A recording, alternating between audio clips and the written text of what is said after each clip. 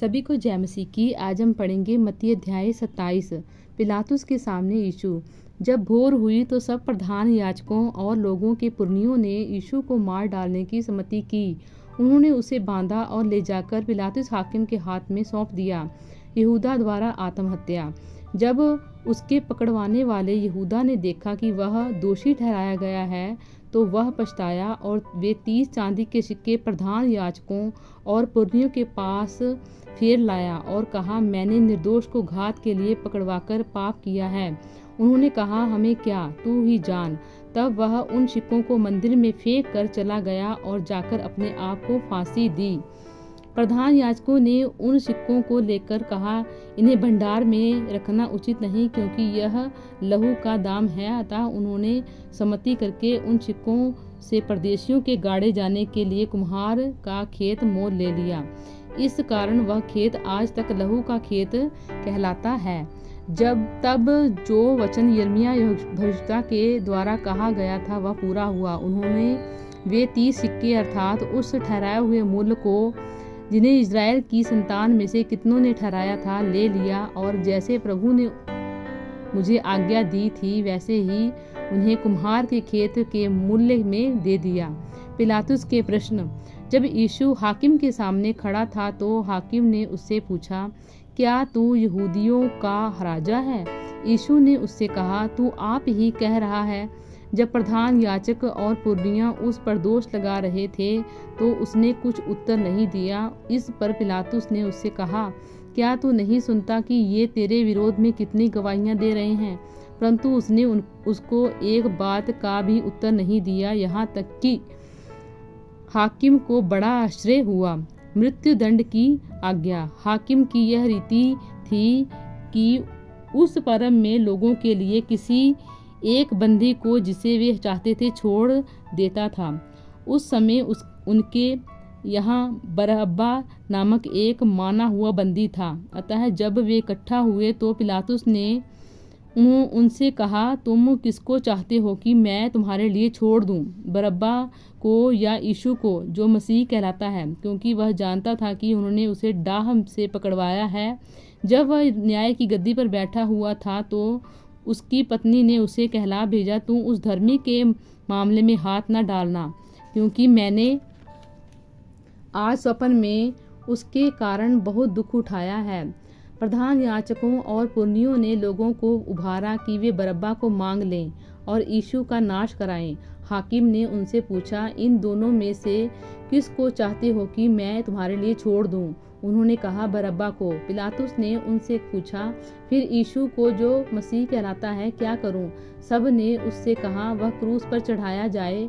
हाकिम ने कहा, क्यों, उसने क्या बुराई की है? परंतु वे और भी चिल्ला चिल्ला कर कहने लगे, वह क्रूस पर चढ़ाया जाए। जब पिलातुस ने देखा कि कुछ बन नहीं पड़ता परंतु इसके विपरीत हुल्लड़ बढ़ता जाता है तो उसने पानी लेकर भीड़ के सामने अपने हाथ धोए और कहा, मैं इस धर्मी के लहू से निर्दोष हूँ, तुम ही जानो। सब लोगों ने उत्तर दिया, इसका लहू हम पर और हमारी संतान पर हो। इस पर उसने बरअब्बा को उनके लिए छोड़ दिया और यीशु को कोड़े लगवाकर सौंप दिया कि क्रूस पर चढ़ाया जाए। सिपाहियों द्वारा यीशु का अपमान।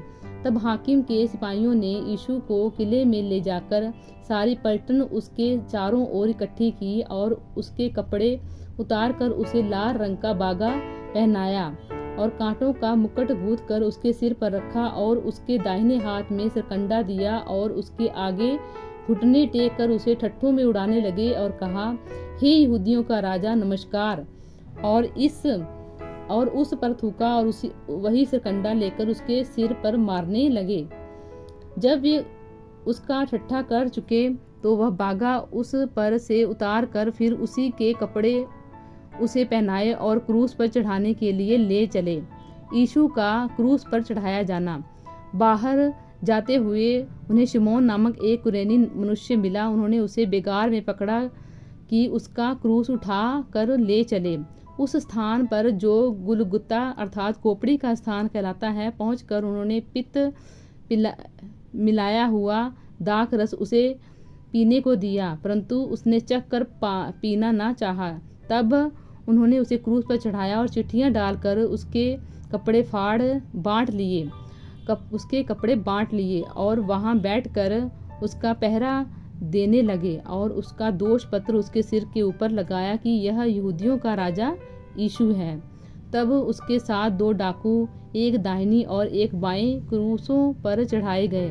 आने जाने वाले ही सिर हिला हिलाकर उनकी निंदा करते थे और यह कहते थे कि हे मंदिर के ढाने वाले और 3 दिन में बनाने वाले, अपने आप को तो बचा, यदि तू परमेश्वर का पुत्र तो क्रूस पर से उतर आ। इसी रीति से प्रधान याजक और भी स्त्रियों और पुरनियों समेत ठट्ठा करके कहते थे, इसने औरों को बचाया और अपने आप को नहीं बचा सका। यह तो इज़राइल का राजा अब क्रूस पर से उतर आए तो हम उस पर विश्वास करें। उसने परमेश्वर पर भरोसा रखा है। यदि वह इस को चाहता तो अब इसे छुड़ा ले, क्योंकि इसने कहा था मैं परमेश्वर का पुत्र हूँ। इसी प्रकार डाकू भी जो उसके साथ क्रूसों पर चढ़ाए गए थे उसकी निंदा करते थे। यीशु का प्राण त्यागना।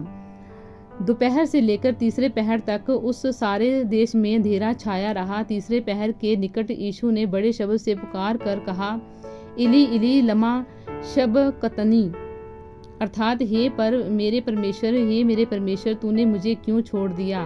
वहाँ खड़े थे उनमें से कितनों ने यह सुनकर कहा, यह तो एलिया को पुकारता है। उनमें से एक तुरंत दौड़ा और स्पंज लेकर सिरके में डुबोया और सरकंडे पर रखकर उसे चुसाया। औरों ने कहा, रह जाओ, देखो एलिया उसे बचाने आता है नहीं। तब यीशु ने फिर बड़े शब्द से चिल्लाकर प्राण छोड़ दिए और देखो मंदिर का पर्दा ऊपर से नीचे तक फट कर 2 टुकड़े हो गया और धरती डोल गई और चट्टानें तड़क गईं और कब्रें खुल गईं और सोए हुए पवित्र लोगों के बहुत से शव जी उठे।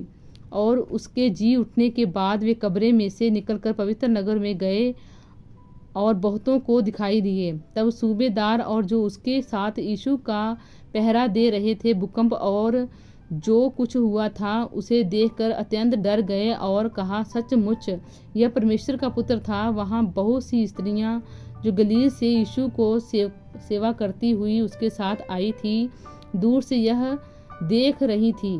उनमें मरियम मगदलीनी और यकूब और योसेस की माता मरियम और जब्दी की पुत्रों की माता थी। यीशु का गाड़ा जाना।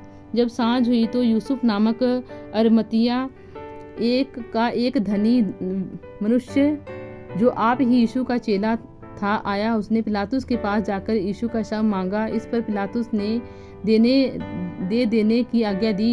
यूसुफ ने शव लिया, उसे उज्ज्वल चादर में लपेटा और उसे अपनी नई कब्र में रखा जो उसे चट्टान में खुदवाई थी, और कब्र के द्वार पर बड़ा पत्थर लुढ़काकर चला गया। मरियम मगदलीनी और दूसरी मरियम वहां कब्र के सामने बैठी थी। कब्र पर पहरा। दूसरे दिन जो तैयारी के दिन के बाद का दिन था, प्रधान याजकों और फरीसियों ने पिलातुस के पास इकट्ठे होकर कहा, हे महाराजा, हमें स्मरण है कि उस भरमाने वाले ने जब वह जीवित था कहा था, मैं 3 दिन के बाद जी उठूंगा। अतः आज्ञा दे कि तीसरे दिन तक कब्र की रखवाली की जाए, ऐसा न हो कि उसके चेले आकर उसे चुरा ले जाएं और लोगों से कहने लगे, वह मरे हुओं में से जी उठा है। तब पिछला धोखा पहले से भी बुरा होगा। पिलातुस ने उससे कहा, तुम्हारे पास पहरुए तो हैं, जाओ अपनी समझ के अनुसार रखवाली करो। अतः वे पहरुए को साथ लेकर गए और पत्थर पर मोहर लगाकर कब्र की रखवाली की। इन वचनों द्वारा प्रभु आपको आशीषित करें। आमीन।